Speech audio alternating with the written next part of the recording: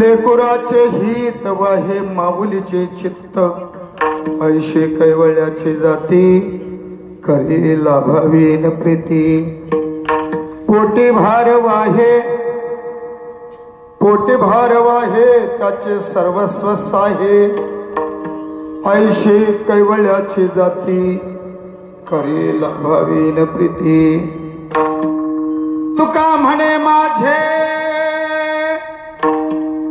तुका म्हणे माझे तुम्हा संतावरी ओझे ऐशी कैवल्याची जाती करी लाभावीन प्रीती विठ्ठल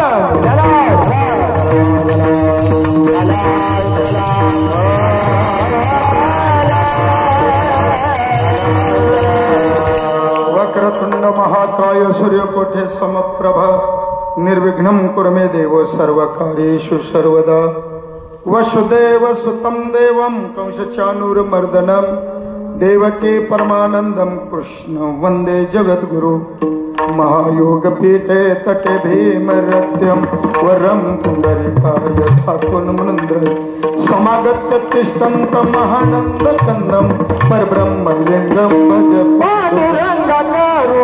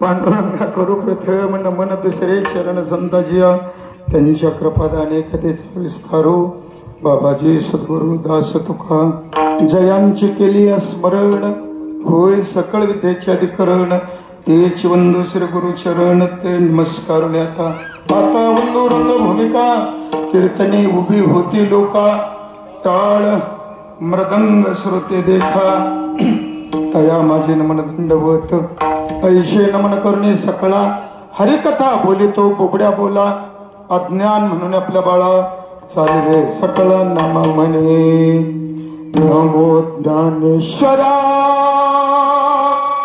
नमो ज्ञानेश्वरा नमो ज्ञानेश्वरा नमो ज्ञानेश्वरा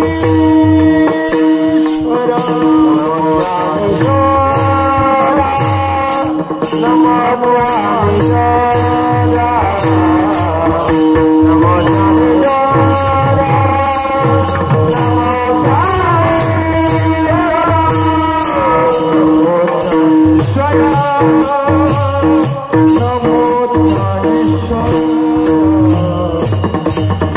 ज्ञानेश्वरा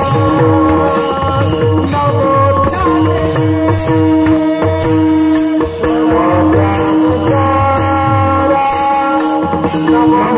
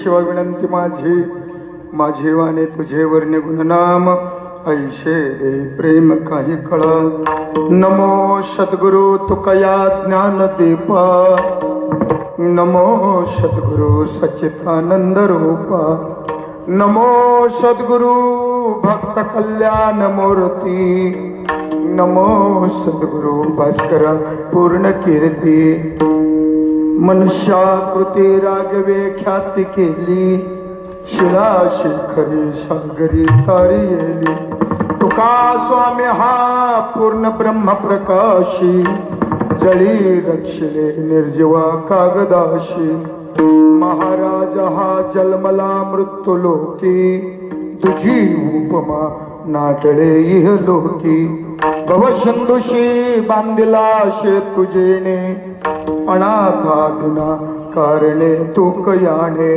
तुका भासला मानवी वेशधारी परिहालिला विग्रही निर्विकारी सुये श्री हरी व्यापको सर्व जीवा तुका तोच तुहा परब्रह्म ठेवा जया पूजले आदरे पांडुरंगे विमानस्थ केले प्रयाण प्रसंगे तनो मानवी दिव्य रूपीच केली न त्यागे ती दिव्य लोकाश नेली जगद्गुरु तुकाराम महाराज मस्तके माझा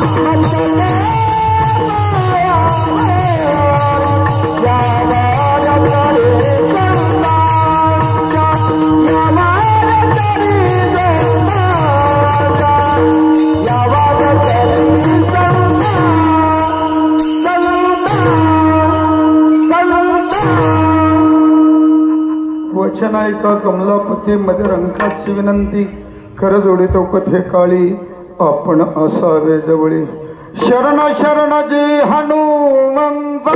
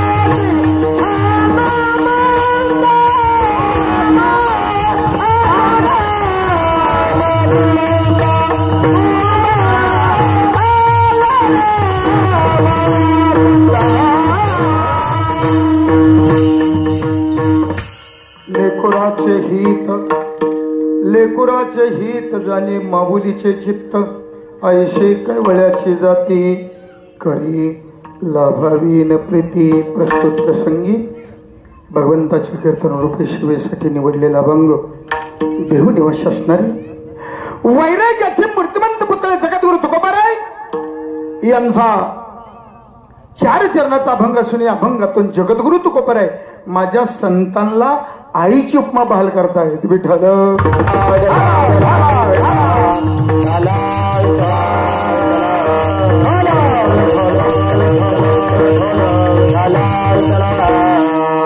आजची कीर्तनाची सेवा आहे ही सेवा मायबापा वैकुंठवासी गंगा भागीरथी असणाऱ्या वंजाबाई सोपान काटकर यांचं प्रथम पुण्यस्मरण आणि त्या निमित्तानं कीर्तनाची सेवा आहे। आज या सेवेकरता महाराष्ट्रातील दिग्गज मंडळी महाराज या ठिकाणी उपस्थित आहे।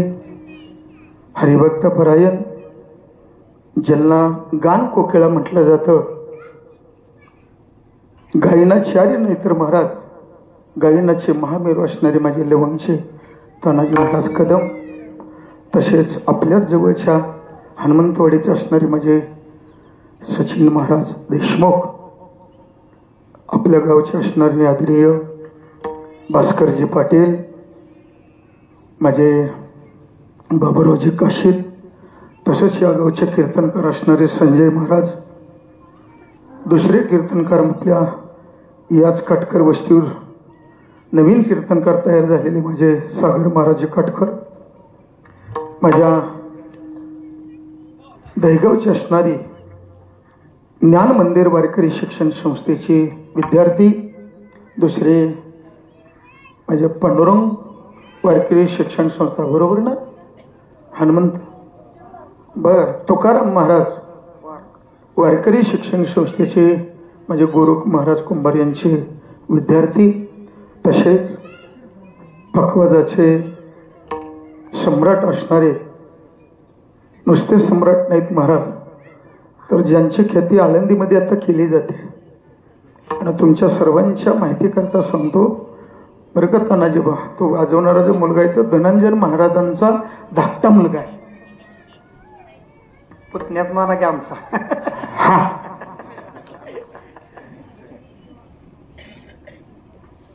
कारण नुसते मृदंगाच्या परीक्षा देणं महाराज वेगळं आणि त्याच्यामध्ये प्रारंगित होणं वेगळं बरं का। ज्याचं महाराष्ट्रामध्ये सध्या चांगल्या पद्धतीनं नावगाते असं म्हणजे ऋषिकेश महाराज कदम आणि आपल्या गावी तिथले प्रतिष्ठित नागरिक भाविक सर्वजण उपस्थित असणारा माझ्या महिला मंडळ सगळ्याच्या चरणावर नतमस्तक होतो आणि प्रारंभ करतो. विठ्ठल विठ्ठल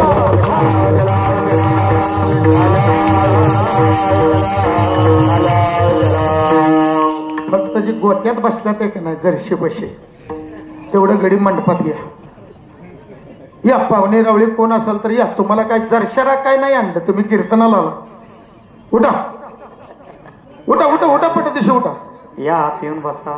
आत येऊन बसा. चला तिकडं आपलं गप्पा माराय घातलं ते तंबाखू मळाय गावते. या इकडे या.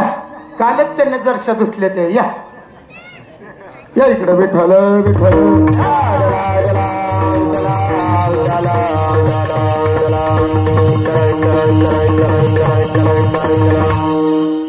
सरळ नाही निघाले की वाकडं बोट करावं लागतं एवढंच. मी मगाशीच म्हणलं होतं या पण त्यांना ऐकलं नाही. म्हणलं तर थोडं बरं का एवढं राग येऊन देऊ नका. कीर्तनात पुढं असावं. आपण ज्याच्या करता आलतोय ज्या सुखदुःखामध्ये आलोय महाराज त्या सुखदुःखामध्ये सामील व्हावं. असो महाराज आज हे का आईचं पुण्यस्मरण आहे. गेल्या वर्षी याच दिवशी या काटकर परिवार असणारी आपली आईची छत्रछाया आणि त्या छत्रछायाला महाराज 5 पांडव आहेत. हे आईच्या छत्रछायाला महाराज पारखी झालेली काटकर परिवार आहे. आई हा शब्द मुळात असा आहे की मायबाप सुखामध्ये दुःखामध्ये सुखाचा ओलावा देणारा पहिला शब्द आहे. कुठला बर का आई. कारण ज्या दिवशी जीवनातली आई गेली गड्यावर त्या दिवशी या जगाच्या पाठीवर पाठवणं प्रेमानं हात फिरवत जगात कोणीच राहिले नाही. विठ्ठल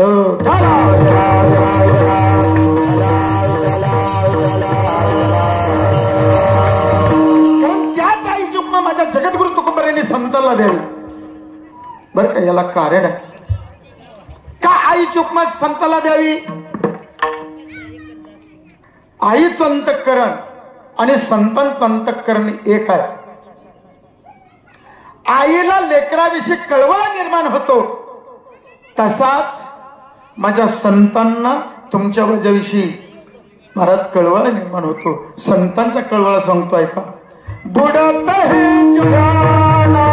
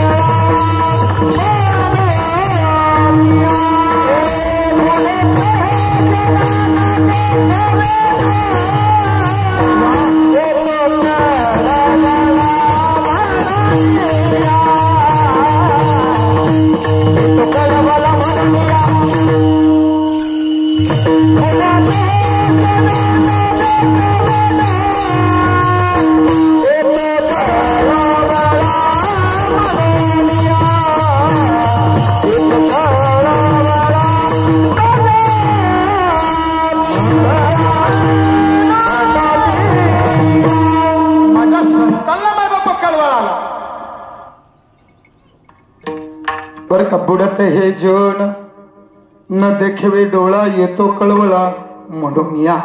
म्हणून संत महात्म्यानं आपल्या संसार तिलक ठेवलं. तुकोबरामिले संसाराच्या नावे घालून या शून्य वाढता हा पुण्य धर्म केला नव्हे द्वारकेचा राम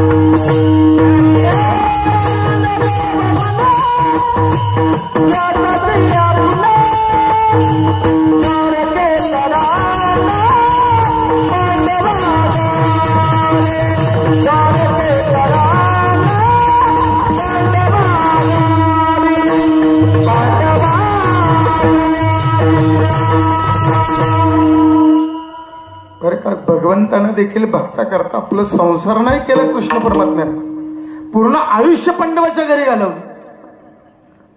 तसं संत महात्म्यानं आपला संसार कधीच विचार केला नाही महाराज. तुमच्या माझ्या करता आयुष्य वेचलं महाराज. आणि ते वेचलं कारण देव जर साध्य करायचं असेल का नाही गड्या हो, बरं का, संताशिवाय प्राप्त होत नाही. हरिप्राप्तीशी उपाय धारावे संताचे पाय. बरं का, संतांच्या शिवाय देव प्राप्त करता येत नाही. नवे वेदानं देखील सांगावे, संताविना प्राप्ती नाही आईशे वेद देते ग्वाही. वेदाने देखील सांगितलं की देव प्राप्त करायचं असेल तर संतांच्या शिवाय प्राप्त करता येत नाही. देवाच्या अर्धांगी असणारी रुक्मिणी आई साहेबाला देव कळला का महाराज? नाही कळला. देवाची अर्धांगिनी असणारी रुक्मिणी साहेब देवाला ववळाय गेली. लाज लेगे माय आता जिकडे पाहावे तिकडे, जिकडे पाहावे तिकडे देव आहे. तिला ओळखता येईना, थांबली. आणि मग माझे नामदेव राहायला आली. आणि नामदेव राहिल्यानंतर सांगितलं आई साहेब का लाजून उभा राहिला? ती सांगितली, नामदेवा अरे आत बघ. कारण भगवंताचं लागवे केलं महाराज की सगळे जेवढे भक्त होते त्याला सगळं आपलं रूप दिलं. आणि रुक्मिणी आई साहेबला ओळखूच आहे ना आपलं. आणि म्हणून नामदेवा सगळे बघ ना तेच आहेत, कोणाला बोलू? नामदेवराय सांगितलं, आई साहेब सोपा आहे हो, तुम्हाला ओळखता येत नाही ना, मी दाखवतो तुमचं ते कोण आहे ते. आणि माझे नामदेवराय आत गेले आणि भगवंताची खून पाहिली आणि गळा बघितला महाराज. आणि गळात वैजयंती माळ दिसली. वैजयंती माळ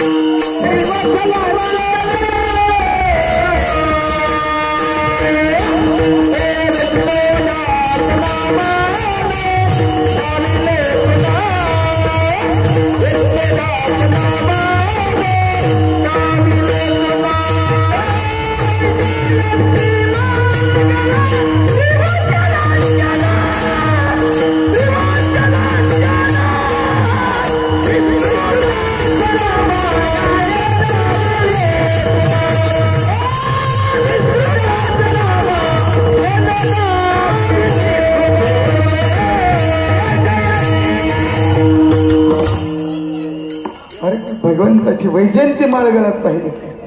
आणि सांगितलं श्री वत्सलांचन भगर ऋषीची छातीवर लाथ पाहिली. आणि सांगितलं रुक्मिणी आई समत तुमचं ते आहेत. म्हणजे रुक्मिणी आई साहेबाला देखील देव कळला नाही. तो देव माझ्या संतांनी माझ्या नामदेवरायनं रुक्मिणी आई साहेबाला दाखवला. म्हणजे संत जगाच्या पाठीवर बरं का देवापेक्षा थोर आहे. का थोर आहे? तर देवाजवळ दंडभाव आहे, माझ्या संतांच्या जवळ तो दंडभाव नाही. देवाजवळ दंडभाव आहे. भक्ता राखे पायापाशी दुर्जनाचे संवारी, हा देवाजवळ दंडभाव आहे. पण माझ्या संतांच्या जवळ तो दंडभाव नाही. दुर्जनाला तर दुर्जनातली दुर्जन वृत्ती घालवतात आणि त्यांच्यामध्ये सज्जन वृत्ती निर्माण करतात. ही ताकद माझ्या देवापेक्षाही माझ्या संतात थोर आहे. विठाल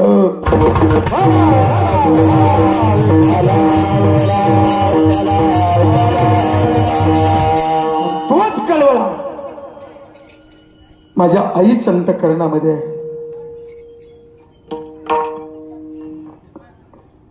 आई कुठं जरी असलं तरी महाराज चित्त कुणाजवळ असतं रे? बर का, चित्त बाळाजवळ असता देण्यात ठेवा. भांडी घासत असू द्या, धुणं धुवत असू द्या, पण लेकरू जर पाण्यात टाकलं असेल तर कान कुठं असतात? कोणा संग बोलू द्या पण कान, माझं लेकरू उठलंय का, आवाज येतोय का, महाराज याच्याकडे कान असतात. कारण आईला लेकराचा कळवळ आहे. म्हणून रोजच्या जीवनाचा विचार करते. नीट ऐका, रोजच्या जेवणाचा विचार करते तिचं नाव आहे आई, आणि पूर्ण जीवनाचा विचार करतात त्यांचं नाव आहे संत, आणि आपल्या हिताचा विचार करतो त्याचं नाव आहे बाप. म्हणून अक्लांत कोठे ब्रह्मांड भगवान परमात्मा ज्यानं आई वडिलांची सेवा केली महाराज त्याच्याकरता 28 विटेवर उभा आहे. कुठं तप केलं नाही, जप केला नाही महाराज, साधना केली नाही. साधना जीवनात फक्त एकच केली, आई वडिलांची सेवा केली. तर ज्यानं जग निर्माण केले महाराज, ज्याने हे विश्व निर्मिले, महर्षी देवा संस्थापिले, 21 स्वर्गात ते धरले, सत्ता मात्र आपली तो देव जर विठेवर उभा राहत असेल तर आई वडिलांची सेवा केल्यानंतर आपल्या करता काय कृपा करणार नाही रे बाबांनो, बर का. म्हणून जिच्या नावानं आज मी कार्यक्रम करतोय, कीर्तन करतोय, खरंच महाराज आई शब्दाला साजेल जोपशेल महाराज अशी माझी वंचलाई होती. त्यांना ठेवा, आईचं काय प्रेम असतं. आपल्याच लेकराला नाही तर महाराज जो तिच्या जवळ जाईल महाराज त्याला त्याच प्रेमानं जवळ घ्यावं. कारण माझं नातं जवळच असल्या कारणानं महाराज कधी बी ध्यान झालं की त्या बोला बोलवारी म्हणायची. मी आल्यानंतर महाराज पाया पडल्यानंतर एकही दिवस नाही महाराज मी आईच्या पाया पडलं तरी माझी आई माझा आलाबाला घेत नाही. मी नारदाच्या गादीवर उभं राहून सांगतो आले, मी जर मळ्यात आलो महाराज तिथं तर तानाजी बाबा तिनं आलाबाला घेऊन बोट मोडावा. ते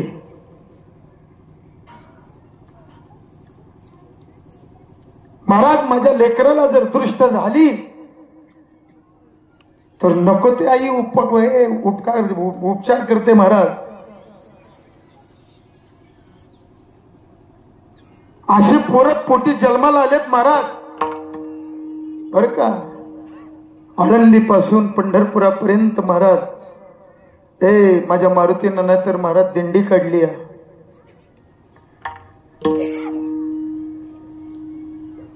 दिंडीत बरेच महाराज मंडळी या ठिकाणी त्यांच्या दिंडीतले हजार बी आहेत. आळंदी पंढरपुरापर्यंत माझ्या वारकऱ्याची माझ्याकडून सेवा घडावी या उद्देशाने महाराज आळंदी पासून पंढरपुरापर्यंत दिंडी काढावी, माझ्या वारकऱ्यांचं संगोपन करावं. ह्यो मुलगा मोठा चांगला आहे, ह्यो बारका माझा वाईट आहे, ही वृत्ती मनात कधीच जिच्या नव्हती. एक सांगू का गड्या हो, माझ्या कल्पनेतलं सांगतो.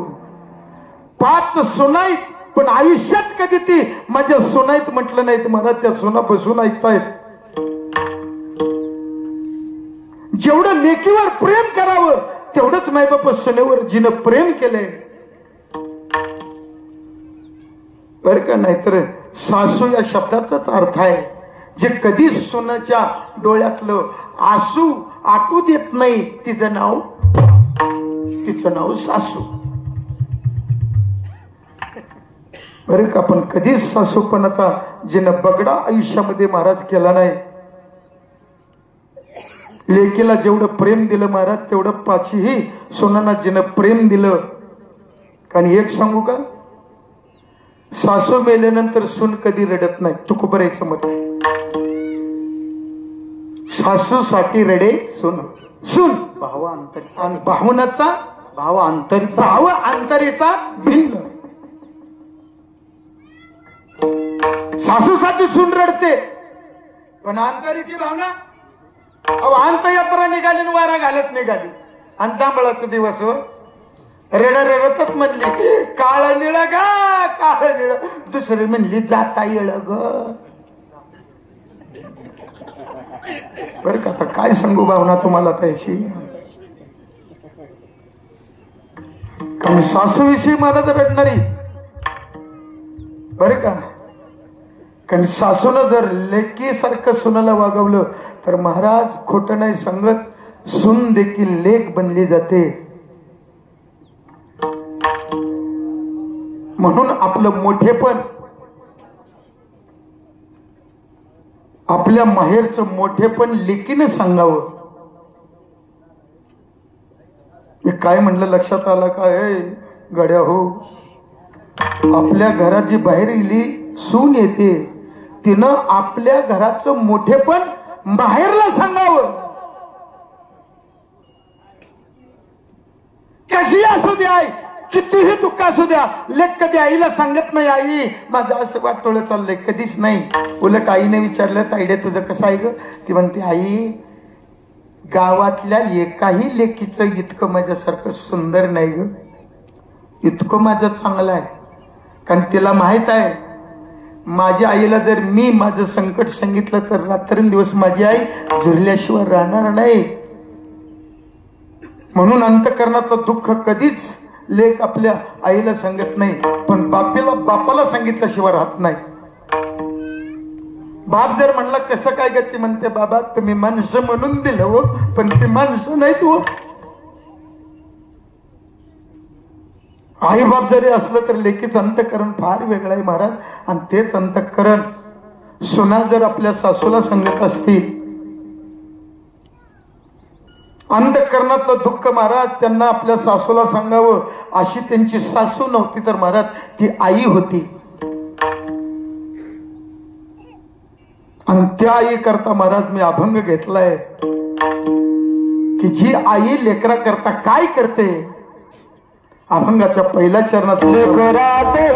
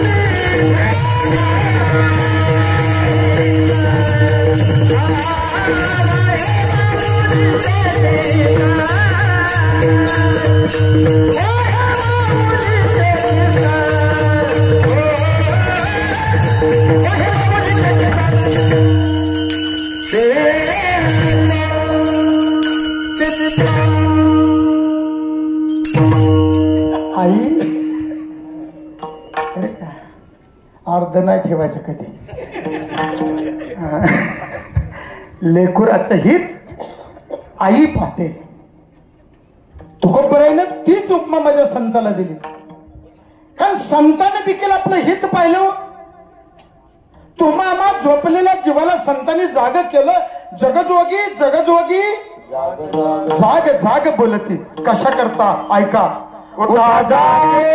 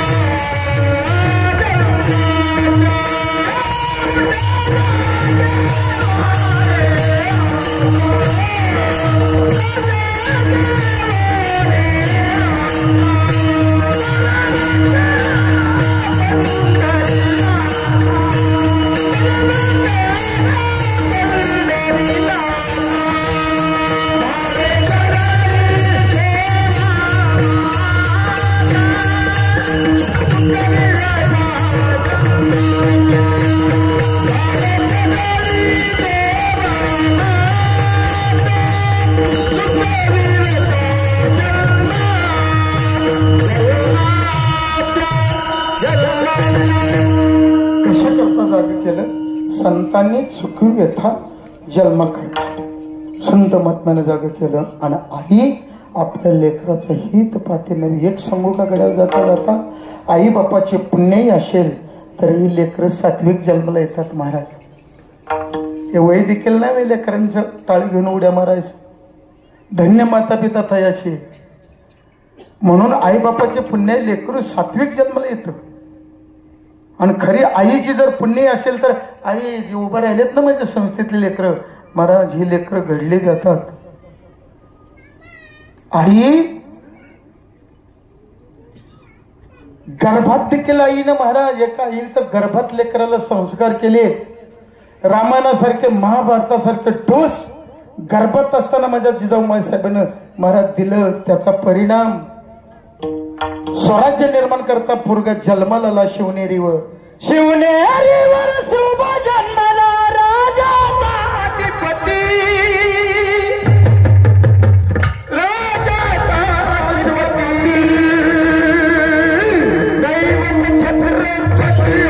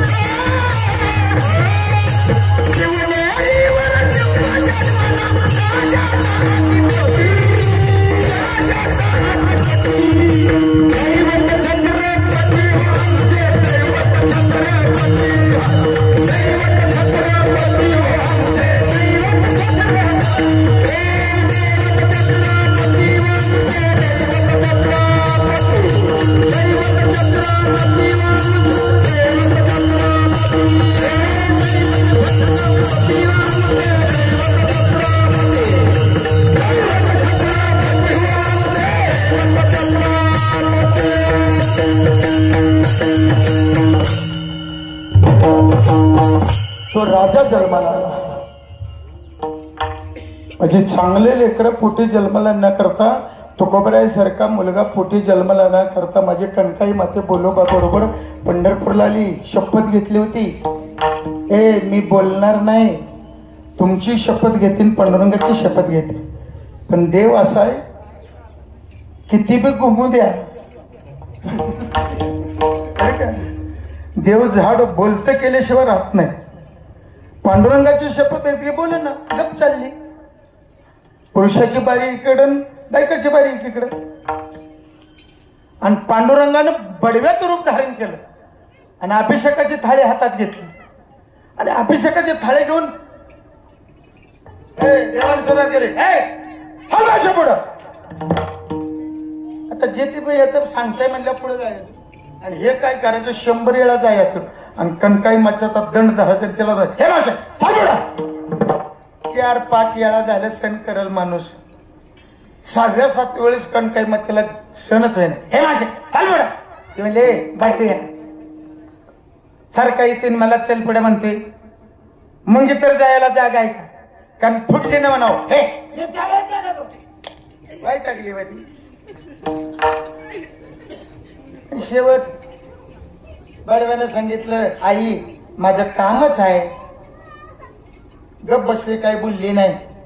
देवाने विचार केला झाड बोलतं झाले आता त्यांच्या ऋणातून मुक्त व्हायला काय हरकत नाही कारण तुकोबारायांच्या वडिलाचा एवढा अधिकार होता. माई बापू बोललो बा माझे पांडुरंगाच्या समोर उभा राहिले तर विठेवर असणारा ताट असणारा पांडुरंग परमात्मा बोललो बा दिसलं की त्यानं मान खाली घाल. अरे दगडाची मूर्त जर ज्याला पाहिल्यानंतर महाराज मान खाली घालत असेल देवावर किती ऋण असेल महाराज भक्तीचं. म्हणून आपल्या भक्तीचं ऋण देवावर व्हावं. देव मान खाली घालतो महाराज. आणि कटकाई बातेला ताट घेतलं आणि ती वरडायला लागलं. अभिषेक 11 रुपये 21 रुपये 51 रुपये 101 रुपया 500 रुपये 1000 रुपये. ती म्हणली काय करायचे आपल्याला. ती आणि ती अभिषेक आपले गप चालले होते आणि तेवढ्यात देव म्हणतायत ऐका ह्यो जर विटेवर उभा राहिलेला देव असा की त्याचा सारखा देव त्रिभुवनात नाही. कोण म्हणताय दादा देवच म्हणतो ना म्हणून भक्ताची कामे करतो तो. देवच म्हणतो याच्यासारखा देव नाही. सांगू का याला तोंडाने मागायची गरज नाही. हा देव असा आहे मनातली इच्छा देखील पूर्ण करतो आणि मनातली इच्छा पूर्ण करतो म्हटल्यानंतर कणकाई मातेचा थोडं मनात पाल कुचाचली. म्हणले ही सांगतोय बडेवा बरोबर आहे. आपण शपथ घेतली बोलायचं नाही पण मनात नाही आणायची इच्छा नाही गेली ना आणि गेली पांडुरंगाच्या चरणावर नतमस्तक झाली आणि मनात आणलं देवा सगळी सुखसोयी सगळ्या परिपूर्ण दिल्यात रे फक्त माझी कुश फक्त मोकळी ठेवली. एक कर देवा तुझी वारी चालवणारा पोरगा असलं तसलं देऊ नको. तुझं भजन करणारा वारी करणारा आणि कुळाचा उद्धार करणारा मुलगा माझ्या पोटी जन्माला दे. बर का कारण देव काय करतोय का मागण्याची आस पाहे मुखाकडे मागण्याची आस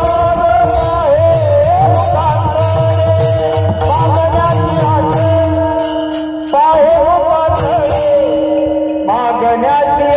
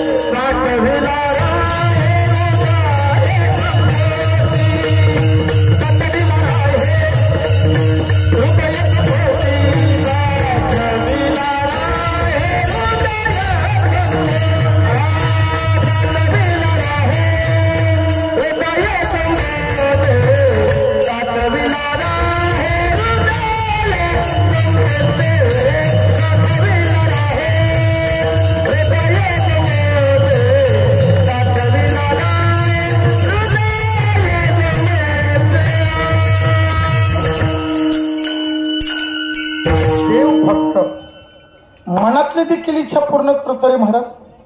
आणि म्हणून माझ्या सावजी सारखा, तुकोबराय सारखा, कन्नोबा सारखे 3 रत्न माझ्या कणकाई मातेच्या पोटी जन्माला आले. म्हणजे आईचे पुण्य असेल तर लेकरं सातवीत जन्माला येतात महाराज. म्हणून आई जगतामध्ये सामान्य नाही. म्हणून तर आईची उपमा महाराज तुकोबराय म्हणतात, लेकुराचे हित वाहे माऊलीचे चित्त. आई नाही तर तिचं चित्त लेकराचं हित पाहते. आणि हित आपल्या जीवनातलं कशात आहे? हित ते करावे देवाचे चिंतन. अरे का करून या मन शुद्ध भावे. एक वित दोन्ही पाठ आहे. म्हणून आपलं हित भगवंताच्या चिंतनामध्ये हे सांगणारे माझे संत महात्मे. आणि त्या संत महात्म्याला आपल्या जीवाच्या पाठीमागे लागलेले जे दुःख आहे की नाही, शाश्वत दुःख आहे. उपजे ते नाशे, नाशले ते पुनरपी दिशे, हे घटिका यंत्र जैसे. परिब्रह्म जीवाच्या पाठीमागले जे परब्रह्म आहे आणि परिब्रह्मातून या जीवाला पहिल्या तीराला नेण्याकरता संत महात्म्यानं तुम्हा मला जाग करून सांगितलंय. दिले इंद्रिय हात पाय कान, डोळे मुख बोलाया वचन, जेणे तू जोडशी नारायण नाशे जीवपण. म्हणून डोळे तुम्ही घालेसो, म्हणून डोळ्यानं देवच पाहावा. ऐकायला तुम्ही देवाने कानच ऐके, कानात देवच ऐकावा. मुखाची तर ताकद सांगितलं तो बगर आहे. मुखे नामा हाती मोक्ष,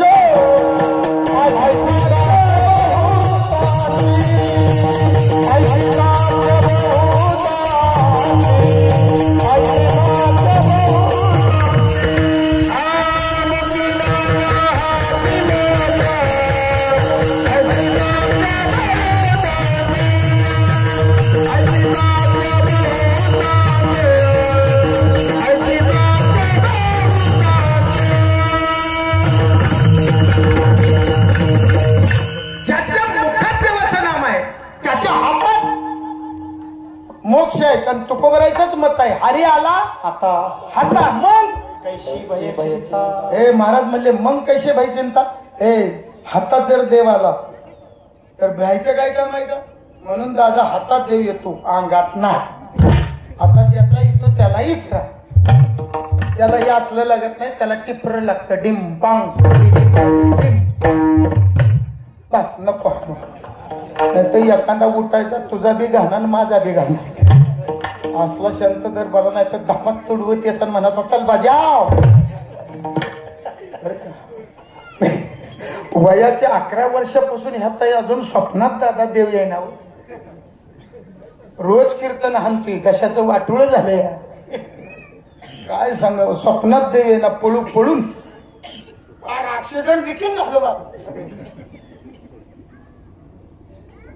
आणि एखाद 8-8 दिवस आंघोळ करा ना. नाही नाही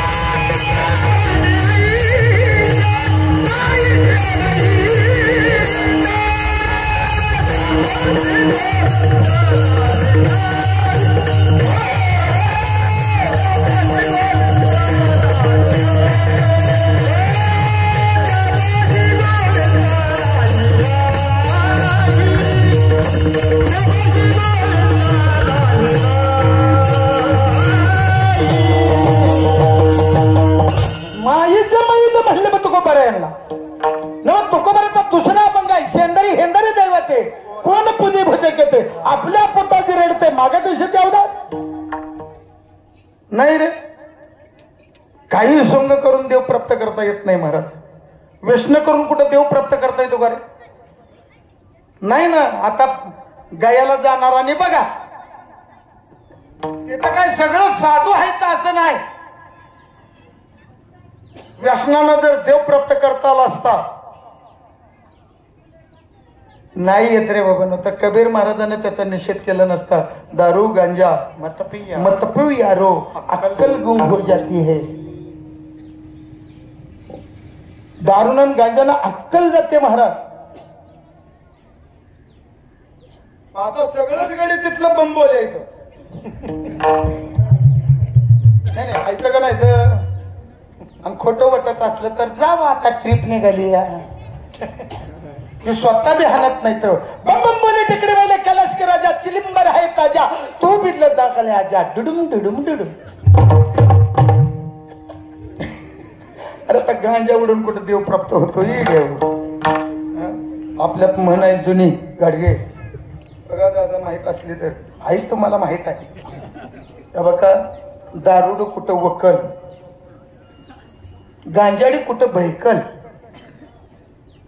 तंबाखू वालं कुठं थुकल, आणि कोंबडी कुठं पिळकल नाही सांगता येत.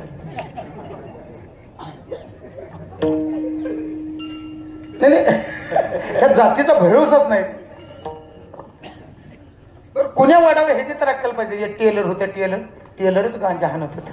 हाणण्याबद्दल वाद नाही, पण एका बिचारीच्या पोरीचं लग्न ठरलं, आणि पोराचं लग्न ठरल्यानंतर काकाने सांगितलं 4 वर्ष परत मुहूर्त नाही, उद्या 10:15चा मुहूर्त.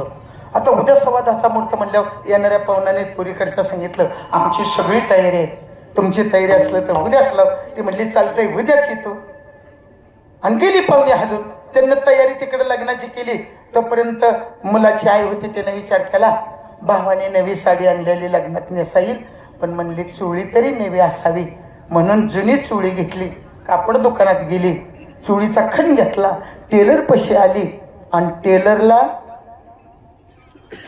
पशी आली. म्हणजे टेलर केवढ्याला शिवणार? ती म्हणला 50 रुपयाला. ती म्हणली 100 रुपये देते, पण संध्याकाळपर्यंत चोळी शिवून दे. ते म्हणला चालतं या.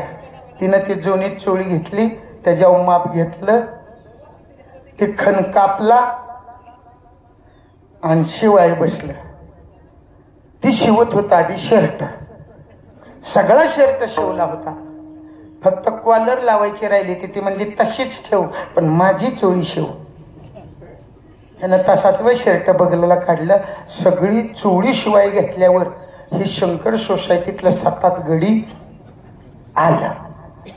कळली ना शंकर सोसायटी? ती 7 गडी आलं. आल्यावर टेलरला म्हणले टेलर एकच शिलीम. ते म्हणला जमणार नाही, अर्जंट काम आहे, तुमचं तुम्ही बघा. टेलर चोळी शिवत बसलं. तोपर्यंत ती 7 गडी त्याला लागतात. अरे भाऊ नाही, माहितीदाराला विचारलेलं चांगलं. त्याला शेवट झटका हाणणार यागळाच. आणि झटका हाणणारा गडी काय आपल्यासारखं चांगलं नसत्यात. ती गडी बी हुडकून काढतात. 32 ग्रामस्थ गाव सोडून दाताडवाडी वस पडलेली, खाल्ली हनवटी नाकाचं चुंबन घ्यायला वर गेलेली.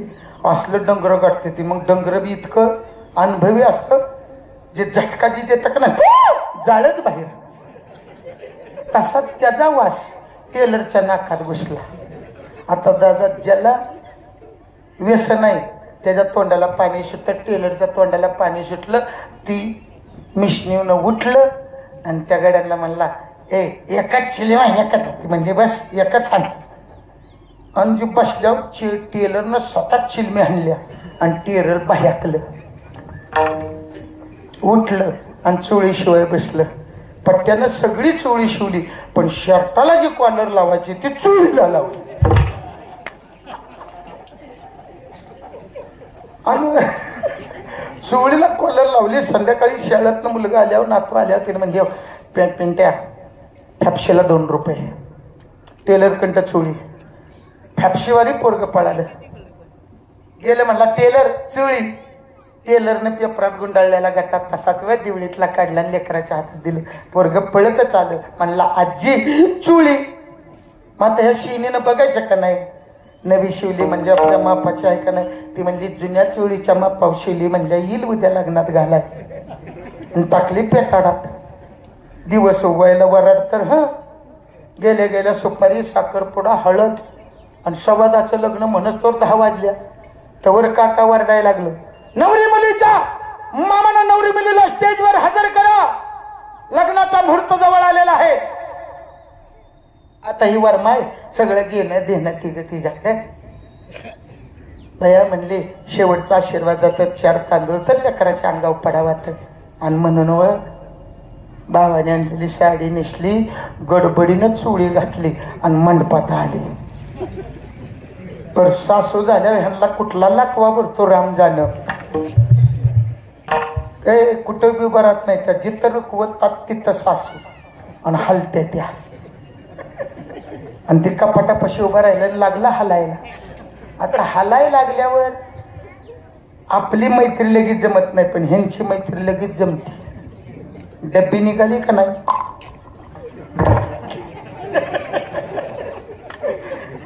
डब्बी निघाली कशाची? मिश्रीची. शीतल गाडी नातपत फलटण. आणि मग खनव म्हणते लग्नात काय अरे तल्पवाल्या कीर्तनात भेट नाही त्याला हवाय. 3च खऱ्यात दाऱ्या देते त्या, 4थं देखील ओढत नाही त्या. पहिलं खरं, दुसरं आणि तिसरं. 3च खऱ्यात दाऱ्या, 3च खऱ्यात दाऱ्या देते. आणि त्यांचं चालू झालं.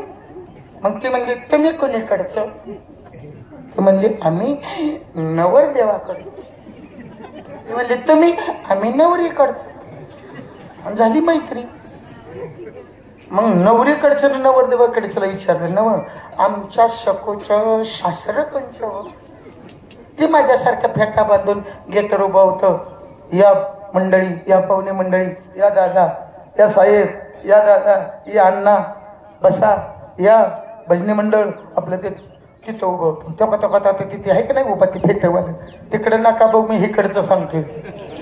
नाही तेव्हा तिथे फेटवाला बाय. मग म्हणली त्याचा दीर्घांचा तो अप टू डेट गडी, सगळ्या टचाच बाराखडीतला. पायात बूट, वर पॅन्ट, त्याच्यावर शर्ट, त्याच्यावर कोट, वर हॅपी कट, खिशाला रुपयाची नोट, कमरेला बेल्ट, सगळ्या टचाच बाराखडीतला गडी. तो कथा म्हणली ती. मग म्हणले त्यांची ननंद व कंची. आता तिचा तालम्यानं सांगितलेला बरा. ती गाडवाच्या माग शिंगुरी वेगळंच असतंय. डिजभर परत साईडला, झिंज्या मोकळ्या सोडलेल्या, हाताला लाली लावलेली, 4 बोट उंच टाचाच्या चपल्या, आणि ती वगैरे नवरत्यामध्ये नवरदेवाच्या माग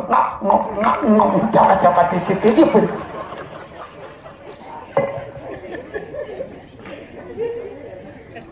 मग म्हणले तिची सासू कंची. आता सासू सांगायची गरजच पडली नाही. ते होतं का पटापाशी उभा. बाया तिच्याकडे बघितलं, बायाने तिला बघितलंच नाही. बायाने काय बघितलं? जशी कॉलर बघितली ती बाया तोंडाला पदर लावायचा, तू गतीनच हलायला लागली. तिचीच एक मैत्रीण उठली गे, म्हणली आम्ही बी जास्त की वर माया. म्हणले का ग? तरुणपणे फॅशन केलेली खपती. म्हातारपणी कुठं जे जिनन तिश घालून उपयोगात आहे का? अगे झालं काय झालं? चोळीला कॉलर असते का? अगो बाई आओ, आता माघारी आल्यावर टेलरचं काय झालं सर तुमचा तुम्ही हिशेब करा. विठ्ठल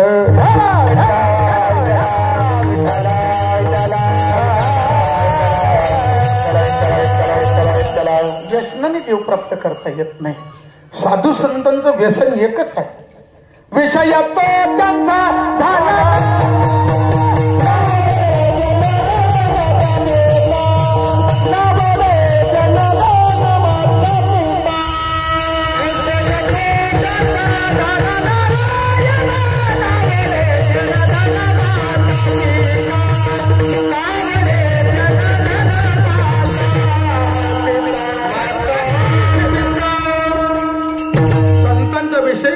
तो त्यांचा झाला नारायण. तो अनुभव जो जीवनात आला ते तुकोबरेने तुम्हाला व्यक्त केला. तुमच्या माझ्या जन्म मरणाच्या भोऱ्यातून तुम्हाला मुक्त होणं हा कळवळा माझ्या संतांच्या मध्ये आला. अभंगाचं दुसरं चरण. तरी महाराज दुर्जनातले दुर्जन वृत्ती घालवतात आणि त्यांच्यामध्ये सज्जन वृत्ती निर्माण करतात. वाल्या कोळ्याचा वाल्मिक ऋषी झाला, केले रामायण ही संतांची कृपा आहे. म्हणून जीवनामध्ये देवाची कृपा होण्यापेक्षा संतांची कृपा व्हावी बरं का. म्हणून थोडासा एक रामायणातला दृष्टांत आहे. दोन्ही चरणाला राहिलेला पोषक असा आहे. रामायणातली कथा आहे. महाराज रामप्रभूंनी सीता मातेचा कुठलाही दोष नसताना सीतेचा त्याग केला. कारण जो दुसऱ्याचा ऐकून संसार करतो त्याच्या संसाराचं वाटोळ होतो. जो आपल्या मनाने संसार करतो ना बरं का त्याचा भरभराट होतो. तेव्हा का फायदा होऊ नाही तर तोटा होऊ आपल्याला. पण दुसऱ्यानं सांगायचं ह्या दिवसात पिंडी लाव मवा पडून वाटोळ जा. काय ठेवा. संसार आपल्या मनाने करावा, दुसऱ्याचं सांगण्यानं करू नये. तसा एवढा मोठा देव होता पण देवानं नीट ऐका दुसऱ्याच ऐकलं. कारण काय आहे तिथं घडेल ते माझा मारित राहील. रामप्रभूला सांगायचा एका परटाची बायको सासरच्या त्रासाला कंटाळून माहेरला गेली. पण माहेरच्या लोकांकडून तिकडून गावातले 4 पुढारी आणून महाराज त्यांचं मनधरणी केली आणि सांगितलं बाल्यान काय घ्या सांभाळून आणि निघून गेले. संध्याकाळी जेवळ बसल्यानंतर तो धर्मपत्नीला म्हणाला तुला वाटलं काय की रामराज आहे. आता रामाचा वनवासाचा ह्याच्या बायको जाण्याचा काही संबंध आहे का. पण माणसं कुठला संबंध कुठं लावतेली बरं का सांगता येत नाही ना. आणि जी दुर्बुद्धी ती माणसं आहे ती म्हणत ज्याला दुर्बुद्धी आहे की नाही ती माणसं कुठलाही अर्थ कुठे लावतात महाराज. त्याला चांगलं दिसतच नाही हो आणि सहज बोलून गेला. पण त्याचा परिणाम मारुतीरायाने रामप्रभूला सांगितलं प्रभू आजपर्यंत तुम्हाला कोणीच दोष दिला नाही पण एकाने आज दोष दिला. काय झालं मारुती. तो बायकोला म्हणाला तुला वाटलं काय मी रामराजे आहे. म्हणजे 6 महिने सीता गेल्यानंतर रामाने तिचा स्वीकार केला तसा मी तुला वाटतं काय स्वीकार केला. हा त्याचा अर्थ. रामप्रभूनं दुसरं बोललं त्याचं मनावर घेतलं आणि माझ्या सीतेचा त्याग केला. कारण डोहाळे विचारत असताना सीतेनं सांगितलं मला वनविहार करायचं वाटतं. आणि तेवढा शब्द रामाने मनात आणला आणि लक्ष्मणाला सांगितलं लक्ष्मणा सीतेला दिंडीर वनात सोड. लक्ष्मण भाव होता पण भावाला बोलायचा अधिकार नव्हता रे. आता भाऊ भावाचं वैरी येत आपल्यात नको सांगायला. थोरलं पंढरपूरला गेलं त्यावर ह्यानं बांध अर्धा हाणला नाही दादा.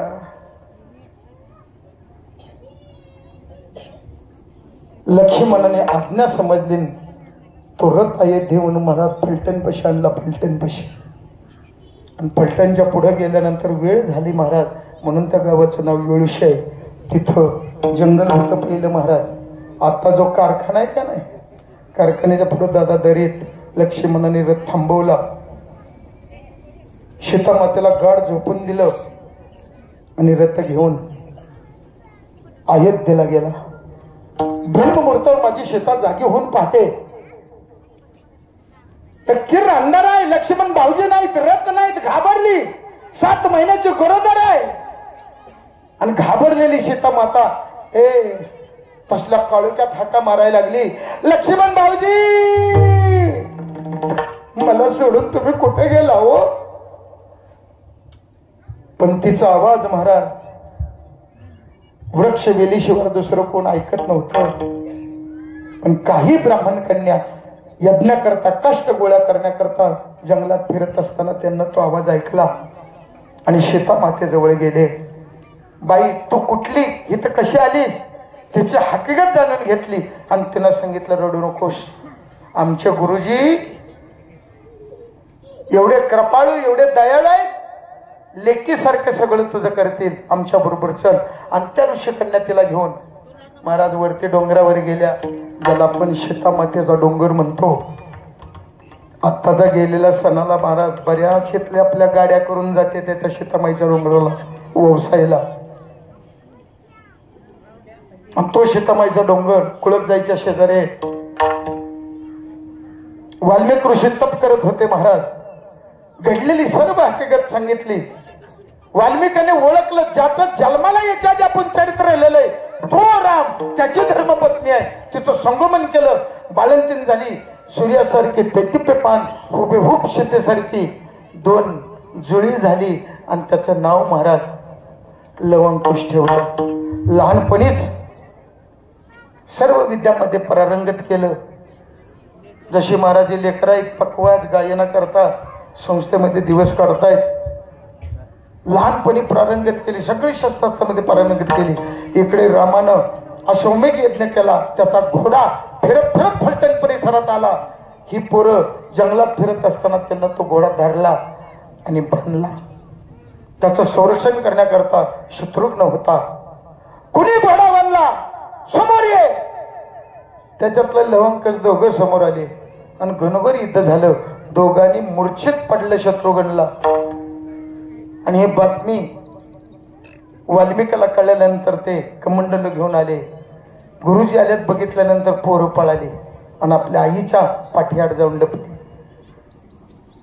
हा घोडा पाहिला, ताम्रपत्र वाचलं, शत्रुघ्न मूर्छित पडल्यावर आपल्या कमंडलूतलं पाणी घेतलं, त्याच्या अंगावर टाकलं, त्याला जागा केलं, सांगितलं लहानपणाचं बालंट आहे, क्षमा करा, तुम्ही अयोध्येचे राजा अजिंक्य आहात, हा घोडा घेऊन जाऊ शकता. शत्रुघ्न तो घोडा अयोध्येला नेला. इकडं माझ्या वाल्मिकांनी गीत रामायण लेकरांना शिकवलं. पण रामप्रभू जन्माच्या येण्याच्या आधी जे रामायण केलं ते अयोध्येपर्यंत रामाचं रामायण केलं. परत दुसरं रामायण केलं ते तुळशीदासाने केलं, म्हणजे आंधळ्यानं दुसरं रामायण केलं. पण परत जे गीत रामायण आहे का नाही ते वाल्मिकनंच केलं. आणि ती लवंकुश रामायण गाती आणि दोन्ही पोरं रामायण गात अयोध्येला गेली. यज्ञ मंडपामध्ये यज्ञ चालू असताना लंकेमध्ये जो प्रसंग घडला तो गीतेचा रूपाने मायबापो गात लेकरं उभा राहिलेली पाहिली. आणि तो आवाज रामप्रभूने ऐकल्यानंतर ब्राह्मणाचा मंत्रघोष थांबवला आणि सेवकाला सांगितलं ती दोन मुलं घेऊन या. कारण रावणाला मारल्यानंतर लक्ष्मणाला उपदेश रावणाकडून घ्यायला सांगितला आणि तो उपदेश गीतेच्या रूपाने लेकरं गात होती. रामाला आश्चर्य वाटलं, ह्या लहान मुलाला तो उपदेश कसा माहित, मी तिथं असताना मला उपदेश तो माहित नाही, त्या पोरांना कसा माहित. आणि त्याच्याकरता ती लेकरं बोलवली. खूप शेतीसारखी दिसत होती. ते यज्ञ मंडपात येत असताना तिन्ही माता सिंहासनावर बसलेत आणि ती लेकरं येत असताना जणू काही माझ्या कौशल्यमतेला माझी सीता त्या मुलांच्या रूपातून येते असं वाटलं. आणि तिनं बोलवले, हे लेकरांनो, हे पोरांनो इकडे या रे. जवळ आली, हात जोडला, लेकरांनी नमस्कार केला आणि शब्द काढला, बोला आजी. आजी हा शब्द कानातून हृदयापर्यंत छेदन करत माझ्या कौशल्याचा प्रगतीचा गेला. सहज विचारलो, बाळांनो तुमचे आई वडील कुठं असतात? त्याने सांगितलं, वडील नाही आहे, दिंडीर मनात राहते. दिंडीर मनात राहते, आई आहे, हुबेब सीतेसारखे दिसतात, माझ्या रामाचीच लेकरं आहेत. आणि तिनं जवळ बोलावलं. महाराज दोन्ही लेकरांच्या हाताला धरल्याबरोबर रक्ताचा स्पर्श रक्ताला झाल्याबरोबर अंतःकरण दरवळलं रे बाबांनो. आणि तिनं दोन्ही लेकराला मांडीवर बसवलं. आपला देखील व्यवहार तोच आहे रे म्हातारपणी. आपण आपल्या लेकरावर प्रेम केलं नाही कधी महाराज, पण आपण नातवाला कधी खाली ठेवत नाही.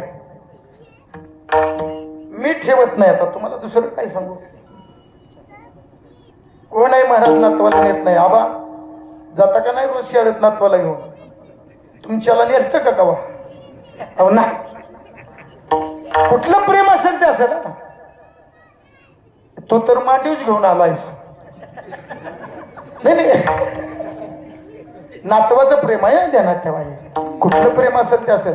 बघा की यांचं तर एखादी जर सून म्हणली का नाही सासूला, आत्या अजिबात माझ्या लेकराला हात लावायचं नाही. ती म्हणते का काय तुझ्या का बापाचं आहे का? मग हाय कोणाचं? बरं का, नातावर अतिप्रेम, अतिप्रेम. आणि मग रामाला सांगितलं, रामा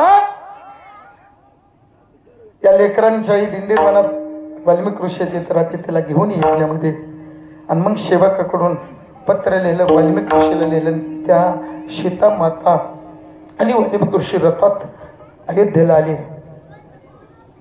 वाल्मिकांचा आदर केला, त्यांना आसनावर बसवलं. माझी सीता बुरका घेऊन महाराज यज्ञ मंडपात शिरली होती. पण सीतेला लोकांनी ओळखलं आणि सीतेनं आत प्रवेश केल्याबरोबर घोष केला, सीता माता की जय घोष झाला. पण सीता माता यज्ञात मध्ये उभा राहिली. वशिष्ठ म्हणतात, ये सीते, आज यज्ञाचा शेवट आहे आणि रामाजवळ बस आणि यज्ञ पूर्ण कर. त्यावेळेस माझी सीता माता हात जोडते. ते म्हणते, कुलगुरु वशिष्ठ, माझी एक विनंती आहे. माझ्या प्रश्नाचं उत्तर मला मिळावं. मी यज्ञ पूर्ण करायला तयार आहे. सांग सीते, तुझा काय प्रश्न आहे? ते म्हणते, ऋषीमुनी, कुठला दोष माझा होता म्हणून मला लक्ष्मण भाऊजीनं दिंडीर वनात सोडलं, तो दोष मला कळावा. ऋषी म्हणतात, लक्ष्मणा सांग, कुठल्या सीतेचा दोष होता म्हणून तू तिला दिंडीर वनात सोडलं? माझा लक्ष्मणाने कैवर घातला. धावत सीते माता जवळ गेले. सीते मातेच्या चरणावर नतमस्तक झाले. सांगतात, वैरी, मी तुमचा त्याग नाही केला. मी माझ्या जीवनात माझ्या स्वामीची आज्ञा पाळली हो. मी तुम्हाला दिंडीर वनात नाही सोडलं हो. मग वशिष्ठ म्हणतात, सांग रामा, कुठला सीतेचा दोष होता म्हणून तू सीतेला दिंडीर वनात सोडायला सांगितलं? मायबाप काय रामाने उत्तर द्यावं? सीता वनविहार करायचा म्हणून तिचा स्वीकार तिला पाठवलं का? एका माझ्या राज्यातल्या अयोध्येतल्या एकाच पर्यटनानं बायकोला, तुला वाटलं काय मी रामराजे आहे म्हणून तिचा तिला वनवासात पाठवलं? काय द्यावं उत्तर रामप्रभूनं? रामप्रभूला मायबाप उत्तर देता आलं? उत्तर देता नाही आलं. रामाने मान खाली घातली आणि पतिव्रतेला माऊलीला, आपल्या पतीला जर आपल्यामुळं मान खाली घालावं लागत असेल तर नाही जमत हो. रामाने मान खाली घातलेली बघितल्या बरोबर सीता माता म्हणते, गुरुजी,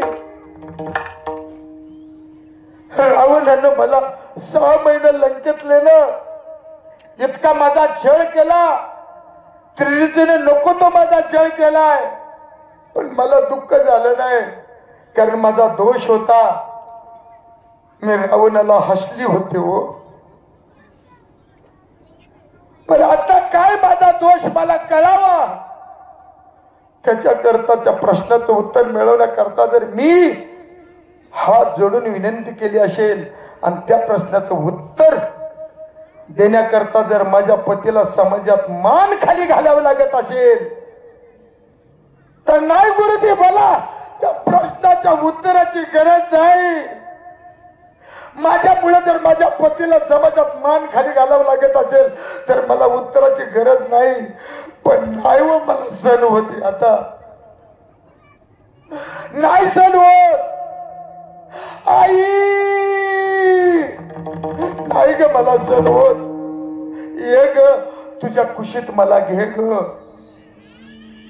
आणि महाराज, माझ्या सीते मातेची आई म्हणजे ही धरती माता आहे. तिथंच दुभंग पावली माझी पृथ्वी माता वर आली, शेतीला मांडीवर बसायलं आणि अंतर्तात खुप्त झाली, पोटी भार वाहे, ज्याचे सर्वस्व साहे, आई लेकराचं सर्वस्व सातेरे. म्हणून तुकोबाराय म्हणले, हे देवा, माझ्या जीवनाचं ओझ तुझ्या चरणात बोल. शेवटचं शरण तुका